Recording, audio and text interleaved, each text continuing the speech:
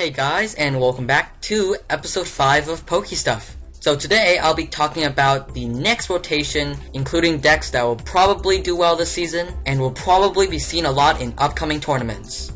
But before we get started, let me tell you where the format is. The format will be from Black and White Next Destinies to Black and White Plasma Blast.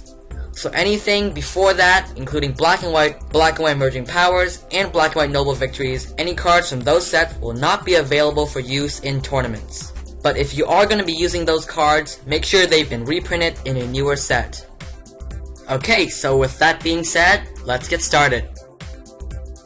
So the first deck I'm going to be talking about is Darkrai. Now with this deck winning Worlds in 2 divisions, there's no wonder that this deck is going to gain a lot of hype. But the only drawback with this deck is with Energy Switch rotated out, the chances of getting a turn 2 Night Spear will be far more difficult. Although you can get a turn 3 Night Spear, you won't be able to put as much pressure on your opponent as you would if you got a turn 2 Night Spear.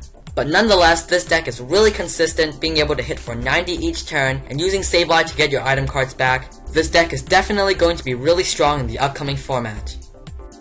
The next deck is another Darkrai variant, Darkrai Garbodor. This deck uses Garbodor's Garbotoxin ability to shut down abilities if Garbodor has a tool attached to it. This deck is really powerful because it does shut down abilities, meaning that decks like Blastoise Keldeo, Klinklang, etc. won't function really well. And with a consistent attacker like Darkrai EX dealing 90 and 30 to the bench, able to 2-shot any Pokemon in the format right now, this deck is possibly way more powerful than Darkrai Sableye.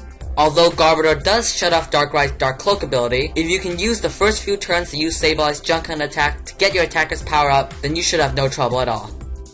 The next deck is the one, the only, Thundurus Deoxys Kyurem, also known as TDK. This deck revolves around using Kyurem's Blizzard Burn attack to hit for 120, and then using Keldeo EX's Russian and Retreat for free with Floatstone to negate the effect and use that attack over and over again.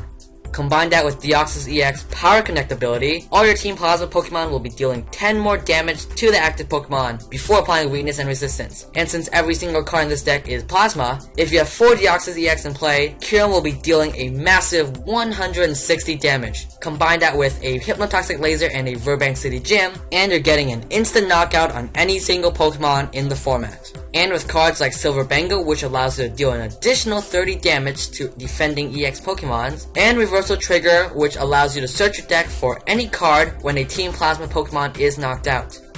This deck is really fast and aggressive and can deal a lot of damage in a short amount of time, but there's one major drawback to this deck: Silver Mirror. This card prevents all effects of an attack, including damage done to this Pokemon this card is attached to, excluding Pokemon EX, by your opponent's Team Plasma Pokemon. So as you can tell, this card is a really big threat to the Plasma deck.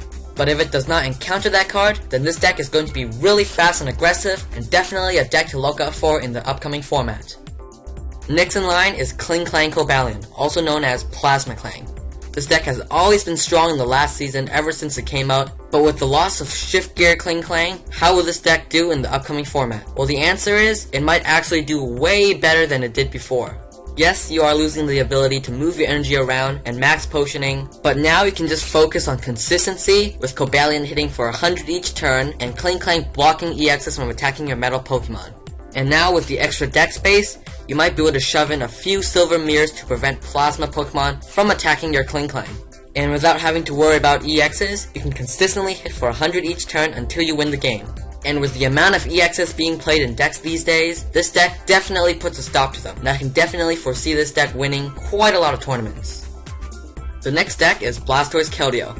Whether you're running the standard version or the one with Black Kyurem EX, this deck is all about power, hitting with Sacred Sword for a ton of damage each turn. Even if your opponent is running Garbodor, as long as you have Tool Scrapper, you should be fine, and I can definitely predict this deck to be a top tier deck in the next format. Second to last on our list is Darkrai Hydreigon. With Energy Switch rotated out, Hydreigon's Dark Trance ability definitely makes up for it. With the ability to manipulate the energy on your field, you can move dark energies from your damaged Pokemon to your other Pokemon, and use cards like Max Potion to heal it up for free. And with Silver Bango attached to your Hydreigon, you can be one-shotting most EXs in the format, including Keldeo, Genesect, Virizion, etc. And with Darkrai consistently Night Spearing every single turn and using Sableye to Junk Hunt to get your resources back, this deck is definitely making a comeback and has potential to go really far. The last deck is Genesect Virizion. Although it has been doing well in Japanese tournaments, I do have mixed feelings for this deck. This deck is actually pretty easy to use. Use Virizion EX's Emerald Slash to hit for 50 and accelerate energy onto your Genesect EX. Then use the A-Spec G Booster to boost Genesect EX's damage output to 200, knocking out any EX in the format. The problem is that G Booster is an A-Spec tool card. With Darkrai Garbodor just winning the Klinklang Open recently, Tool Scrapper is now going to be played in decks more frequently.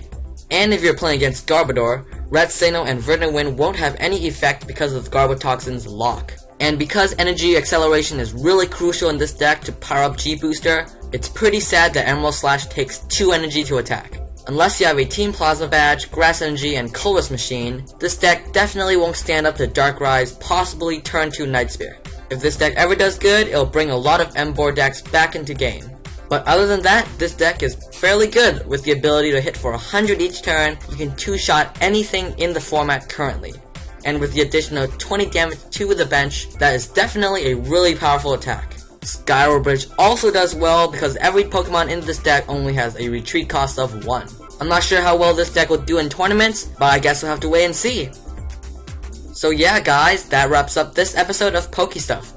Hope you guys all have a clear idea now of what decks will be good in the upcoming format and what decks just won't be, and hope you guys all have a good deck choice. So thank you guys for watching. If you did enjoy it, please rate, comment, and subscribe. Leave all your comments down below and I'll reply them as fast as possible. And yeah guys, please rate, comment, and subscribe if you enjoyed, and I'll see you guys next time.